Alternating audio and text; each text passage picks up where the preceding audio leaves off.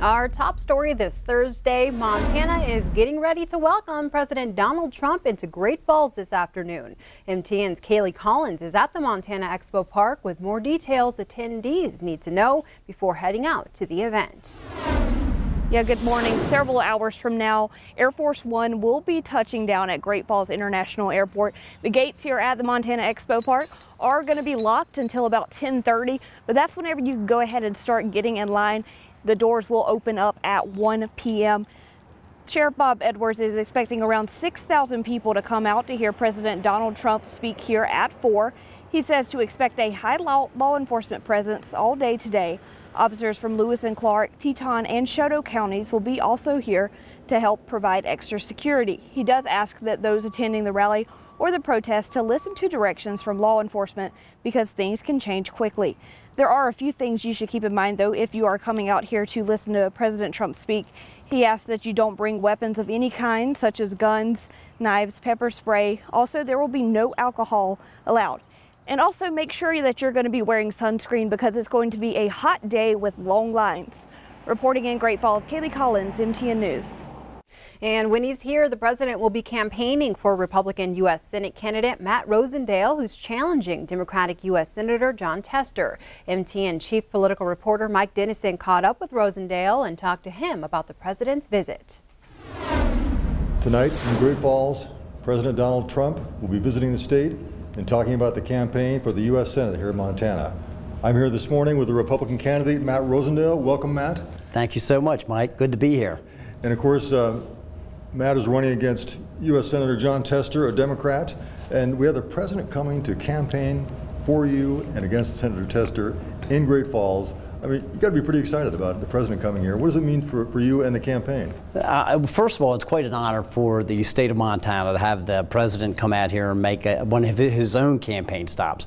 But for me as a candidate to know that the President Trump feels so strongly about this race that he's going to come out and help and campaign for me, it is an incredible, large honor. And that does mean a lot for our campaign. I think that it demonstrates that the president recognizes just how thin the Republican majority is in the United States Senate, and that if he's going to continue to do his good work and advance this agenda of making America great again, that he needs another ally there, and that I am that ally.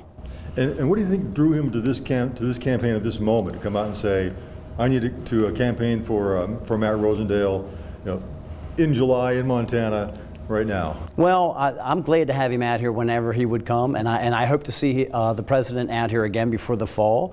But Don Jr. called the day after the primary, congratulated me, and said that Montana is important to the president. He has made this a priority. Now, the president, of course, is going to talk about what he wants to talk about. He'll talk about the race. Is there anything that you're kind of hoping or expecting him to talk about that may pertain specifically to this race and to Montana? Yeah, Mike, I'll tell you, I hope that he will talk about the differences and the contrast between myself and Jon Tester, because really that's what this race should be about, instead of about personalities. And if we start looking at the differences between my record of reducing regulations and Jon Tester's record of increasing regulations, and my record of reducing spending and Jon Tester's record of increasing spending, if we focus on those things, my embrace of the resource development around the state to make sure that we can continue to produce those high-wage jobs, I will be thrilled. Of course, also next week we expect the president to announce his nominee for the Supreme Court vacancy coming up here. What are you looking for in the qualities of a Supreme Court justice that's going to be nominated? And do you think he'll be talking about that as well? I do, because that is going to be another big battle that we will see, and it's another place where we have seen those obstructionist tactics of the Democratic Party for President Trump to get his agenda through.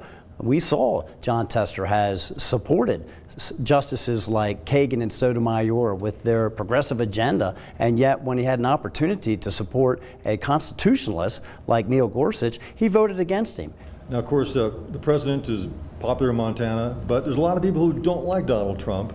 I'm wondering if you think there's any concern on your part to associate yourself with Trump, if that's in any way a negative in this race. Not at all, not at all. If we look at the reality Again, the reality is that the president's agenda has been good for the nation. It's been great for Montana. So when we look at the tax reform legislation that put more money in Montanans' pockets, we look at the regulations that he eliminated, 35,000 pages, that have lifted a burden off of our small businesses. It's a good thing, and I'm glad to stand side by side with the president to try and advance that agenda. Sounds like a lot of things we'll be hearing during the campaign. Thanks for joining us this morning, Matt, and we'll see you in Great Falls. See you in Great Falls. Thank you. MTN's team coverage will begin this afternoon when Air Force One touches down in Great Falls around 3:30. Q2's own Samantha Harrelson will be at Great Falls International Airport with up-to-the-minute coverage. That coverage will continue into the rally at the Four Seasons Arena. You can watch it all right here on Q2 and online at KTVQ.com and on Q2's Facebook page.